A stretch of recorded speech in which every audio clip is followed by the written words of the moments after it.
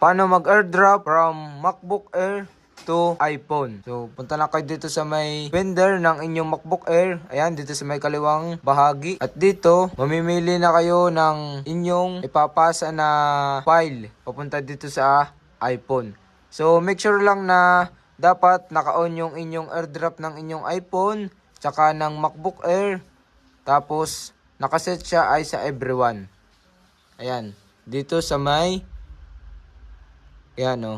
Press and hold nyo lang yan. Dapat ay naka everyone. Para ma-receive niya yung iPhone. Halimbawa natin is itong video. Ayan. Pagka-pindot nyo, right click nyo lang. Then, may makita kayo dyang share. Pindutin nyo lang yan, share. At may mag-pop up. May makikita kayong airdrop. Click nyo lang yung airdrop. At ayan. Mag-antay lang kayo dito ng device. So, ang device nito is iPhone. Dapat ay iPhone din ang lalabas. Ayan, naka-on na ang ating iPhone. iPhone, itong pinakang device niya. Lumabas na yung pinakang device nitong iPhone natin. Click nyo lang yan. At may mag-pop up dito. Accept. Ayan o. So, naikot siya yung blue. Once na mapuno yan, automatic na naipasan nyo na dito yung file sa inyong iPhone. Okay na siya. Tingnan natin. Ito tayo sa may photos. Ayan siya guys, oh. Na-receive na natin yung galing dun sa ating MacBook Air papunta dito sa ating iPhone.